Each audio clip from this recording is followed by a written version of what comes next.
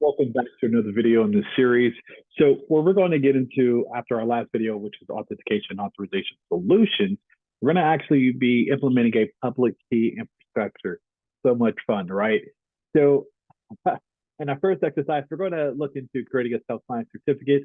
I've touched on this in another video as far as the process. I want to touch on it again to really embed those details into my brain, into your brain if you watch multiple times as much as you like.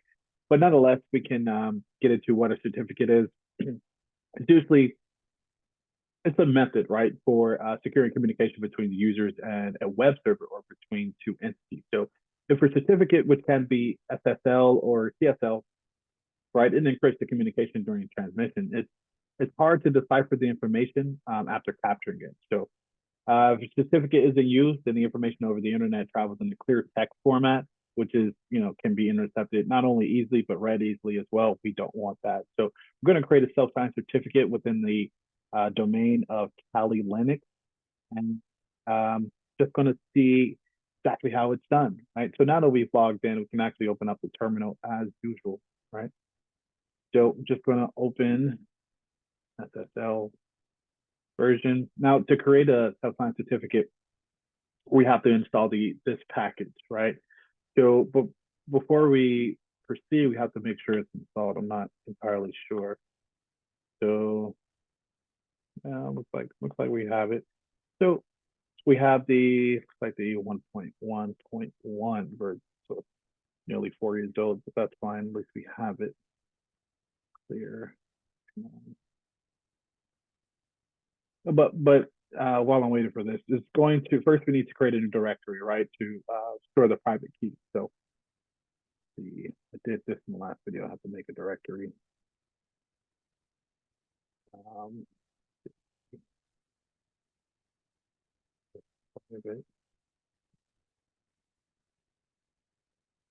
Perfect. So now that I've created the directory, now I'm just going to ensure that the directory is not readable by anyone except the root user, of course. So let's see.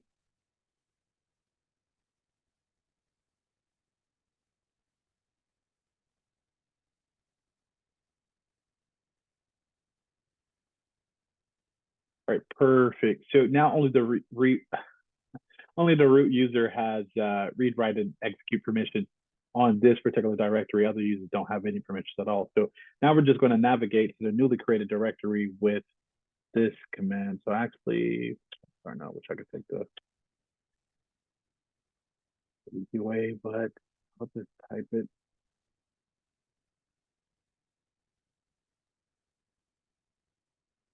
Perfect. So now we're inside, which is good.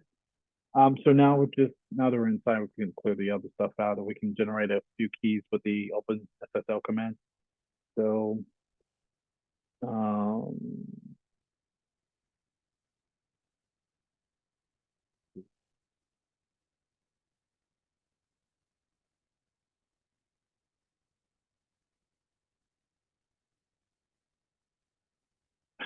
perfect. All right, so we're good.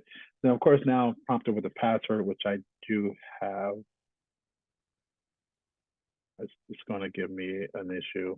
I know it is.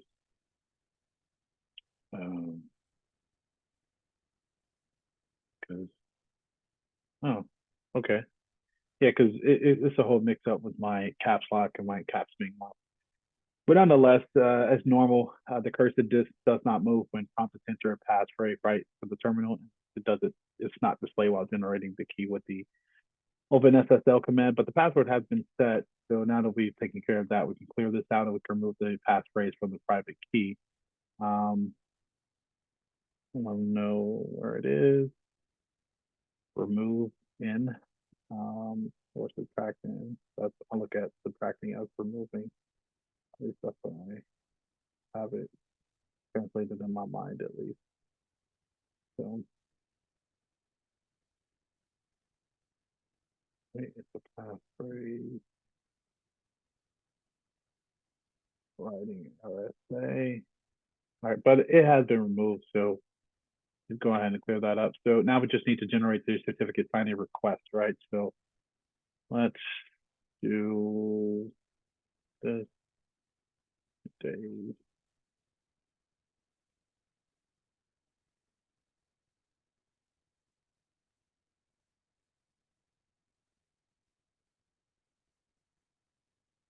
Perfect. Come on. Come on. United States. Let's just say New Jersey. I'm somewhere else, but let's just say New Jersey. All right, and Princeton is I think it's a nice area. Too sure. This is easy. Practicing, right? Now for the organizational unit, I am in information technology, and the abbreviation, common name, email. Um,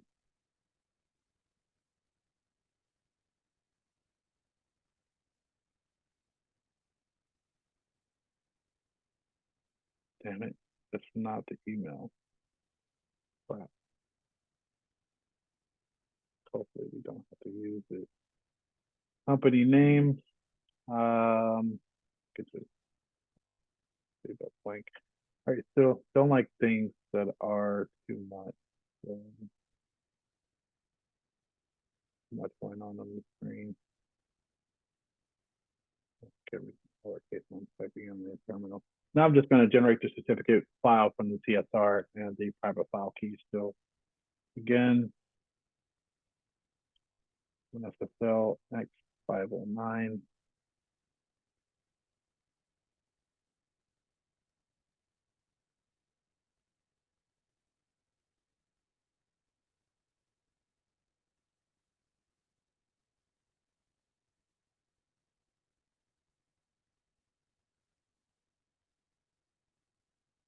I ignore days again.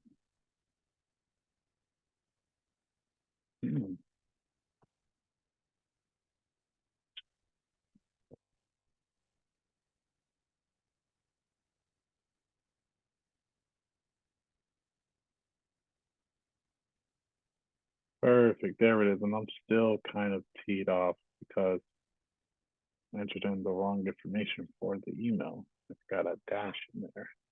Nonetheless, now we're just going to use another command to ensure that the files are not accessible to other users. So I'm going to do that.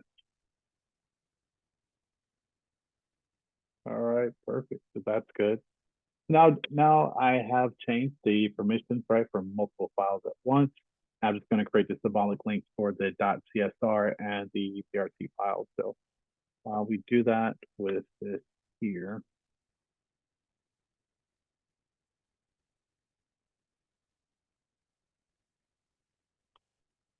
Perfect.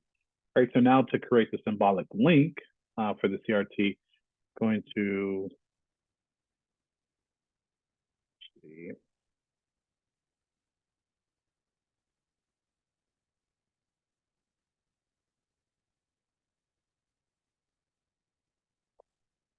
Let's do this.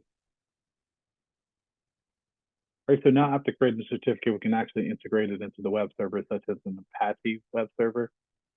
So we're actually going to do that in just a moment. See, we're gonna be needing now while I'm waiting for certain things to load, you can't really see it, but there's a couple more things running in the background. But the now installing and configuring the AD certificate services, right? This still allows an organization to build a public key infrastructure, which is the main idea of this particular video, right? So public key cryptography, digital certificates, digital signatures, right? And what we're going to do now to get started on it is just install the Active Directory Enterprise Root Certificate Service, which again, I've done in another video, but I'm just reiterating it a bit differently in this video. So we're going to swivel over to this server, and we're going to add some roles and features. Okay, guess it's still loading.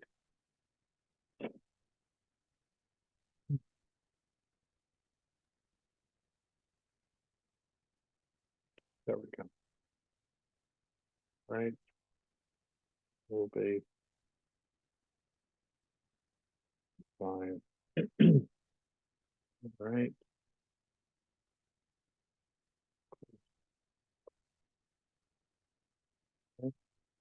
And those are good. What we doing? All right. And I believe we should do online responder as well. Let's see, of course, features. All right.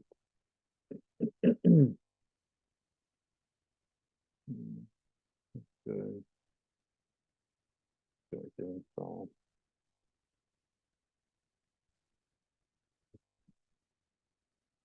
All right. So the install may take a few minutes, so I'll just that's on the other side of it. All right. So the install has officially completed. So now we're going to configure Active Directory certificate services. So after configuring these things, as far as the settings I just made for the roles and the features, I have to set up these services with the appropriate settings. So this is going to enable the services to perform their intended roles. So let's see, get here. Right, next here. It's going to give me a brief pause, and then I can go next. Enterprise, of course, yeah. Root, because it's the first one. I might set up a subordinate later. But this one, creating a private key, this is good. Yeah, this is good. I do have another video where I did change the cryptographic provider and the hash algorithm. Check that out if you haven't. But yeah, on the CA name, the default is looks good. And the 5 years, that's good. All right, perfect. So now let's see. Let's configure. All right, perfect. So now I can actually close this out. Now it's completed. Now I'm back on the server manager console, right? So it's going to take a look at the certification authority. All right. So the green check mark, that's what I was looking for. It just indicates that the service has successfully started. So we can actually minimize this. Actually, you know what? I got to bring this up. Back up here. Let me maximize this. But there anyway. So let's actually install a subordinate certificate authority. So instead, remember we were a certain part of the setting up certain features and configurations. That was the root, and that was the subordinate CA. So I'm now going to set up the subordinate CA that we'll see here in a second. So let's roll the features again. On a little one, done again.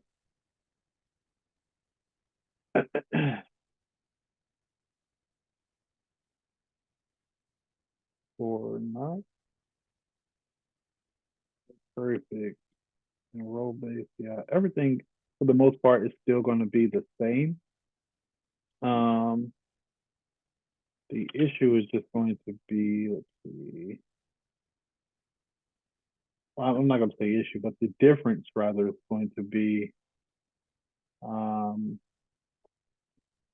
like I said, the CA, subordinate CA, right? Online responder, of course. Right?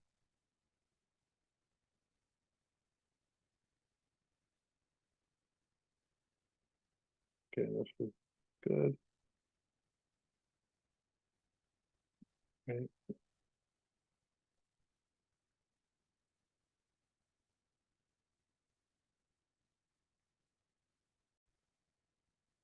All right, so now that it's completed, we can go ahead and configure the subordinate CA, right? So we can go ahead, go back here, right? Yeah, actually we can hit next. For same ordeal, right? Next. Right, and of course, this is the important part, right? Well, kind of close. Now we want to make sure this is selected because the root was the first one certificate authority we created. So now this is subordinate, which means it's is authorized to issue certificates by the CA above them, which is the root CA in the hierarchy, right? So create a private key, that's fine. And we're going to actually change the key length here.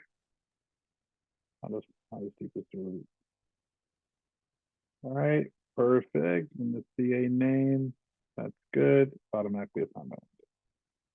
That's all right. So we can actually send the request, CA name, that's fine. All right, so on this one, that's okay.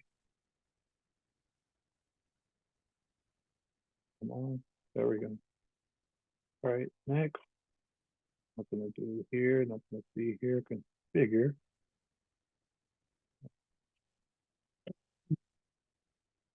Perfect. So we're good to go here.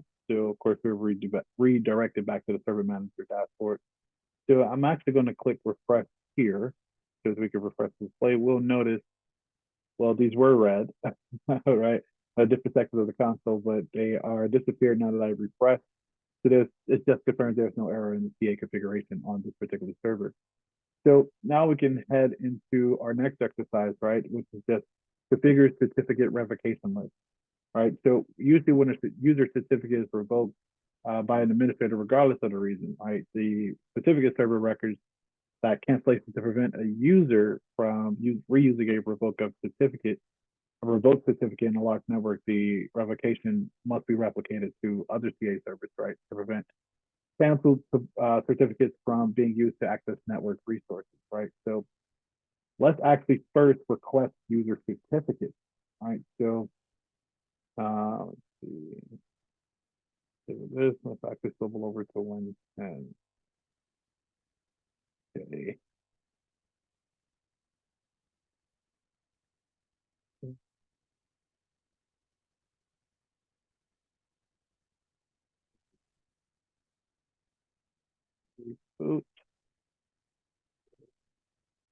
All right. So now we're at the login screen. So I'm just going to sign in as another user. Right. Let's do that there.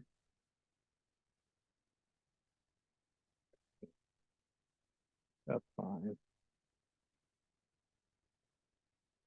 I mean, I am the administrator, so just log in. Here we go. All right. So we're finally in. So let's go ahead and do what we came here to do. So we're just going to do a few things actually. So let's here again. We've done this before. Let's see. Perfect. All right. So how do we add a certificate to current user?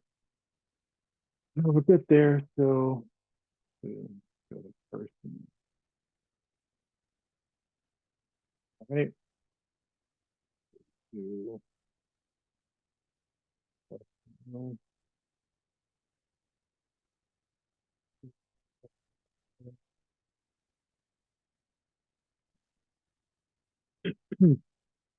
all right, so now I'm just going to select the user box and going to take a look at the details. It'll let us put the details within properties here. All right, so we're going to name it. Let's see.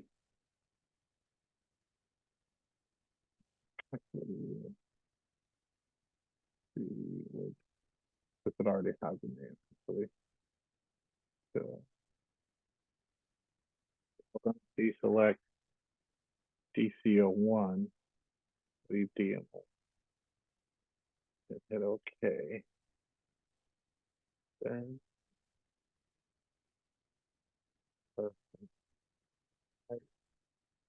now it should have this one. Of course, scan is there. Now we're going to verify the issue certificate. So remember that during the certificate enrollment that we did, that we configured on Win10 on this server to enroll with DMO1, that server, we're just going to verify the certificate that was issued to Jan. So to do that, I'm going to swivel over to DMO1, and I believe I should be logged in with the administrator account. Okay, certification authority.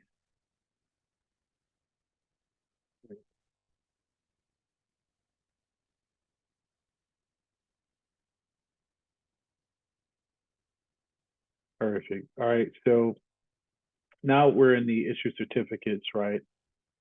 Folder, so we can see, we should be able to see that the certificate has been issued to Jan. Yep, there it is. I just wanted to confirm. I'm like, okay, it says the user, but so just wanted to confirm. All right, so now we can actually do a little bit more to actually revoke it. Yes.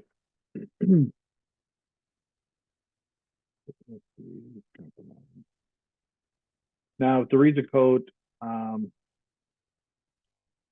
for certificate for certificate revocation is certificate hold. It can be unrevoked by the administrator typically. But as we can see now in this window, in the issue certificate folder, Jan is gone.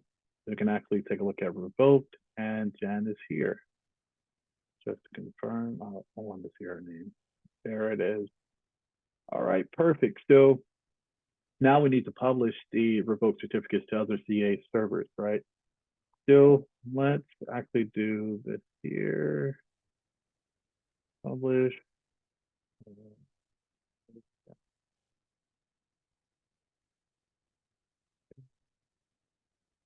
Properties.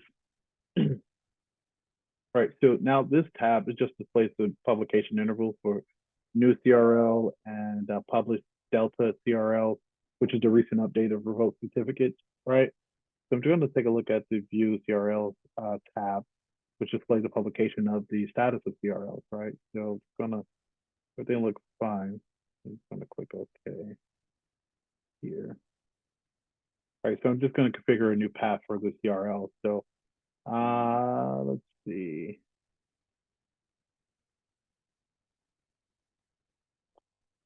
All right, so take a look at extensions, add to those extensions. We're gonna do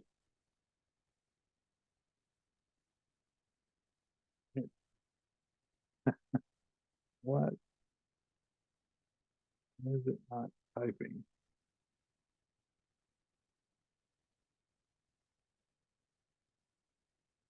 Okay.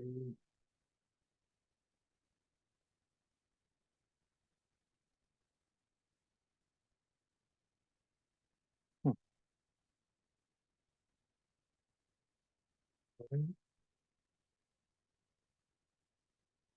What's happening here? A bit weird. Won't let me type, but nonetheless, we did have the location added. Actually, let me do this here. Actually, let's remove it. Yeah, add space. Take a look at the variables. All right,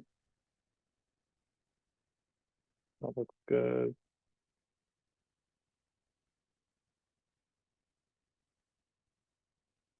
All right, perfect. All right, so now we can see the CA name is has appended at the end of the network path, right? So that looks good. Gosh darn it. Sure.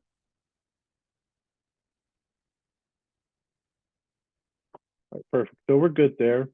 We apply to save the changes in the extensions tab, which of course restarted the certificate authority. Sometimes it can be a pain. I thought it was going to take a bit longer than it did, but now we're just going to add certificate manager. So in the properties for the certificate authority, we can actually restrict administration permission to specific individuals. So for example, we can restrict permission to enterprise admin in an Active Directory environment. We can even designate an individual as a certificate manager. So we're going to stick here. Let's take a look at the result. So, let me see. Do they have it here? There it is. All right, perfect. So now, let's see, restrict managers. Now, by selecting this option, right, for restricting the aspects of Active Directory certificate services administration to domain admins and enterprise admin groups in this domain is essentially what it's doing. So let's hit apply, and actually keep that open here. All right, so now we can move on to managing certificate templates. So just like any other template, it just defines the structure of a specific type of certificate, right? So we can actually define the template to roll out specific type of certificate to the client.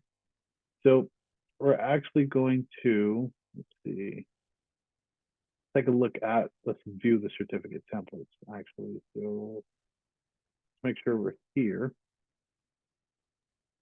right? Let's take a look here. Right, and then we can see the templates that were issued out by DMO1. Let's select user. Let's actually take a look at properties. So if we notice the purposes listed in certificate purposes, right, section, the certificate created with the user template can be used to encrypt the file system, security email, and perform client authentication, right? So wanted to take a look at a template of what things would look like, right? So now we can configure certificate auto-enrollment, right? So just to get straight into that, we're going to configure a customized certificate template.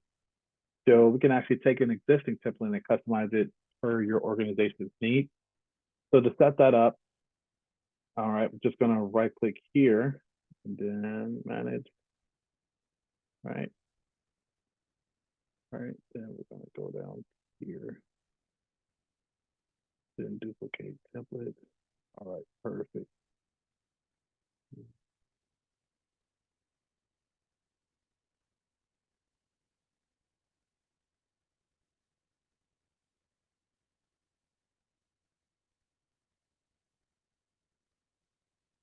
Why isn't my keypad working?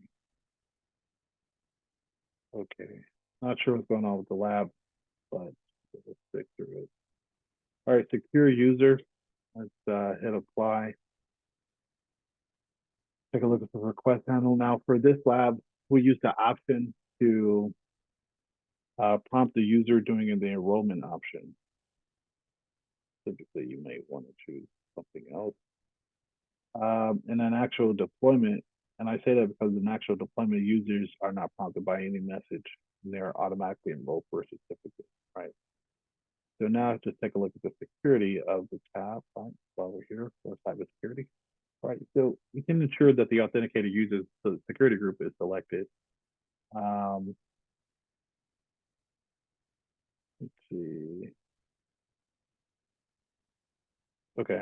All right. So wanted to make sure. So authenticated users is selected. And now for the permissions we want to give it is to auto enroll. That's why we're here. All right, perfect. Actually, done yet. So let's see, superseded template. Hit add. It pulls up for us. All right, perfect. And let's go down here. All right, perfect. That looks good. Let's hit apply. All right, and then let's look at the subject name. Let's see, include email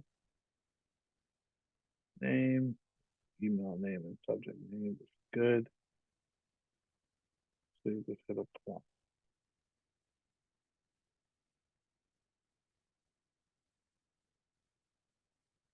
Actually, uncheck those actually.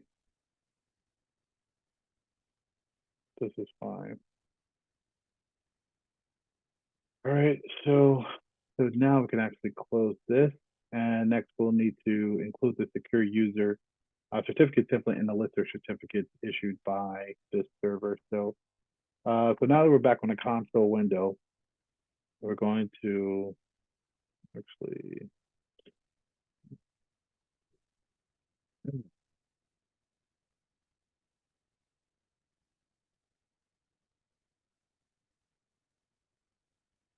and of course we're gonna add secure user.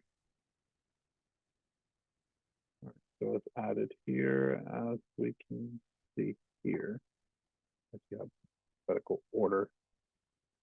All right, perfect. So we just added the secure user template as one of the certificate templates that could be issued. So anyone that comes behind me or whoever the admin is or the certificate manager, right, as far as a rehire or someone new being hired, they'll be able to go right to that particular template and do what they need to do, making their job a bit easier, right? So now we can create a group policy for the certificate auto enrollment that we've just took a look at. So for auto enrollment in a Windows domain, we need to actually configure the group policy. So when this is enabled, the certificate enrollment is automated. So the certificates are deployed for the users and the devices so they get it without any manual intervention, as I stated earlier. Usually they don't receive any type of alerts when it's on auto enrollment, right? So we can actually log into here and then we can take a look at the group policy management, right? Then let's just open this up, even though we don't need to yet.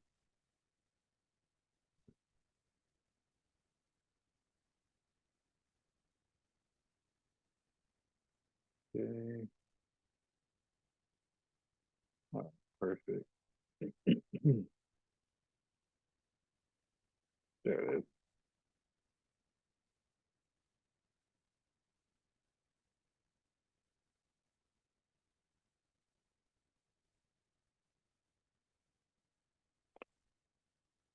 All right, so we have that done there. Let's see. What was last week gonna do? We thought we were done. That's never. All right, so let's take a look at. Let's see. Policies. Take a look at Windows. Security and public key policies. All right, perfect. So if we observe the public key policies details in the right pane, we're just going to take a look at the client auto enrollment properties so we can do a few things there for our group policy. All right, so once it loads, we'll be able to take a look at that dialog box, advanced configuration model. There it is, right? Enable. See. And checkboxes should be, all right, so we're just going to check them on our own. Usually, from my experience, it usually does it for you, but nonetheless, we can move forward. All right, so those boxes are checked, so we can actually close this out. And we can also exit out of here as well. So let's minimize this and let's bring up the command prompt. All right, nothing like a good CLI. So course group policy update, force it. So it normally doesn't take long at all. Perfect. This is my perspective. All right, so we can head out of there. Now we can verify the certificate issuance. So after configuring the auto enrollment, right? Now we're just going to sign on as the domain user located in the IT organizational unit and then verify that certificate is issued to the user. So we're going to reconnect back here. Going to make sure I'm still logged in as Jan.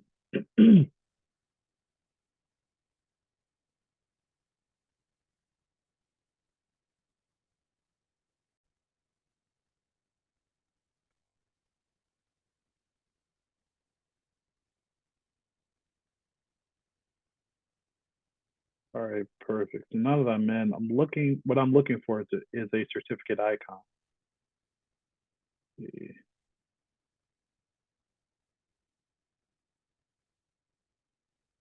believe this is it here.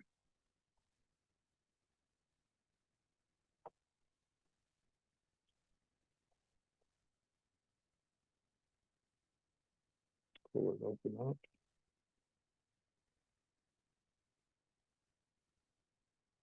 Actually, this is not it.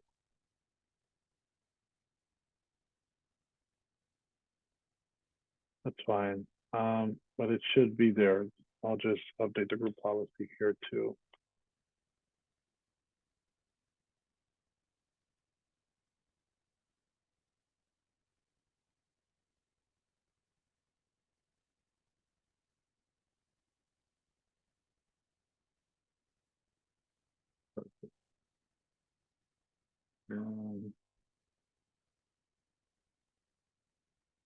Perfect. There it is. That's my baby. That's what I was looking for. All right, perfect. Let's hit next.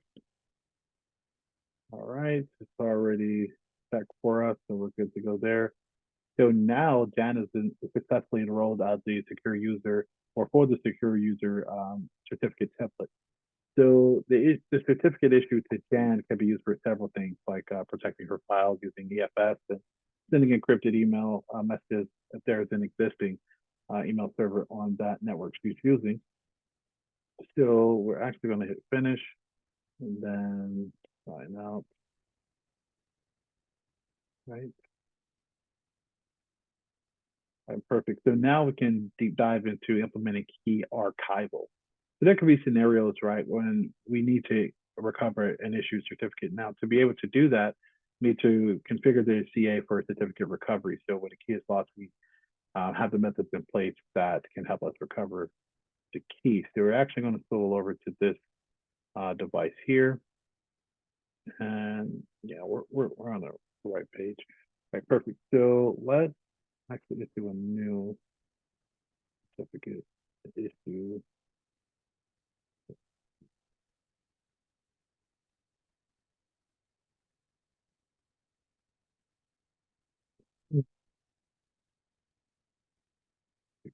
Agent, and it'll tell you on the side too. I want to point out, I'm going to do another one, but it'll point out what the intended purpose is, make it a bit easier what to look for,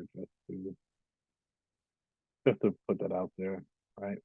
All right, so now we can actually place in the request for a key recovery agent certificate. So to do this, we'll need to enroll the key recovery agent that we have here, which is then approved and allowed access. So without requesting for it, we can't perform any kind of recovery. So in this, we're going to learn to request that certificate in particular. So let's actually do this command here. This is what we did on Win10.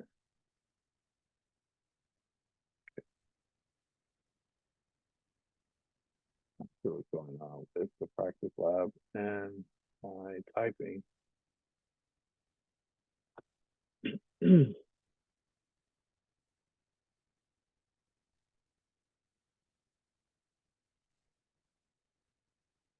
All right, so just gonna do that here. My user account, we're good there. All right, perfect. And then we can close this. And then we can actually extend, actually,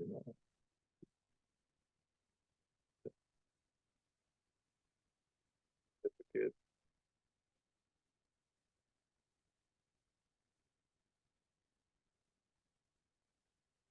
Okay.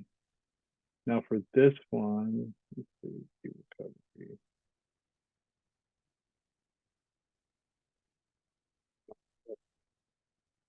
Well, anyway, so now the key recovery agent, the enrollment is pending, right? So this, the key recovery agent is a security sensitive key as it indicates enrollment pending, meaning it'll have to be approved, right, manually to the user who requested. So now I'm just going to issue the recovery agent certificate utilizing the necessary user who can administer this this enrollment.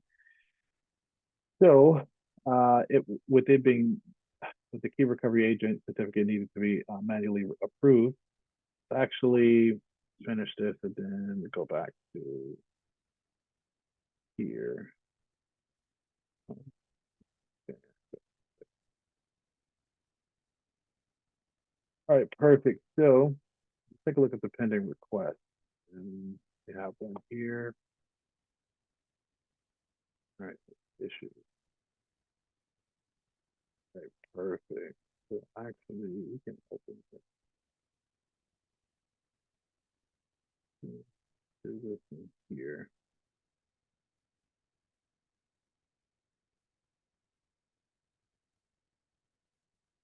Go with details.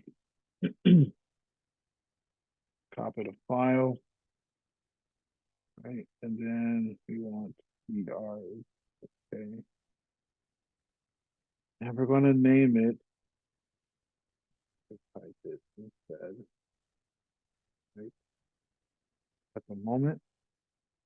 So saying this is good. Export was successful. Everything is going very good so far outside of me not being able to type. Right, so we're just going to close this up and we're going to actually minimize this window. And then we're going to restore this.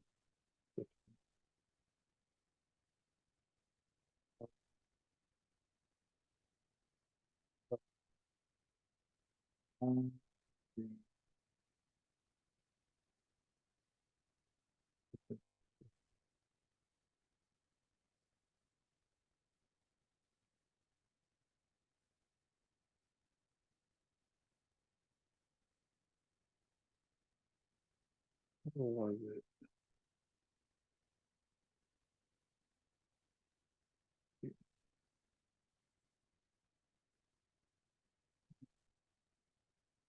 Nonetheless, that's fine. I'll just okay, I can't type. We'll fix that. All right, so we're back on track. So let's go ahead and import.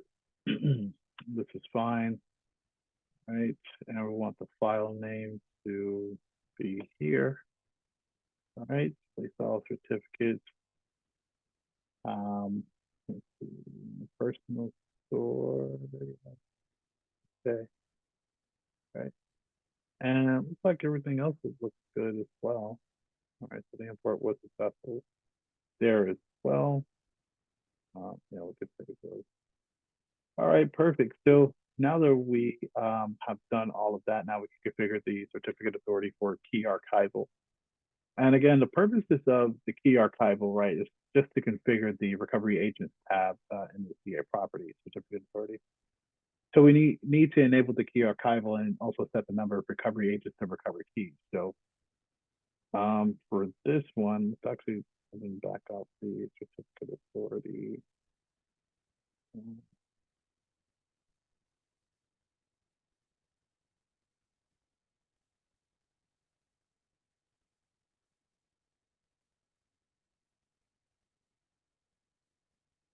All right, perfect. So let's look at the recovery agent.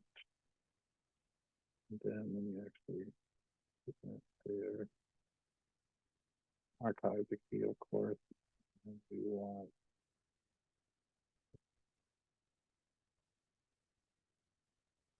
okay, then yeah,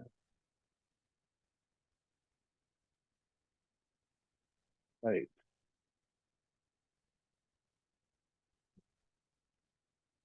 Big. All right, so now by default, whenever we connect, whenever I connect to one of these servers, I'm automatically logged in, usually as the admin. So I'm actually going to make sure that I'm automatically logged in to be able to do what I need to do for the next well for another exercise that we're going to do. But nonetheless, we're at the end of this video. It's a very lengthy one. If you're still here, proud of you. However long this video is, it's definitely longer in real life. But we did go over a few things: public key infrastructure fundamentals, creating a self-signed certificate, configuring certificate revocation list, managing templates, and implementing key archival almost with a few others, right? So this officially has been implementing a public key infrastructure. And next, we're going to go over implementation of secure protocols. It's going to be fun. I'll see you there.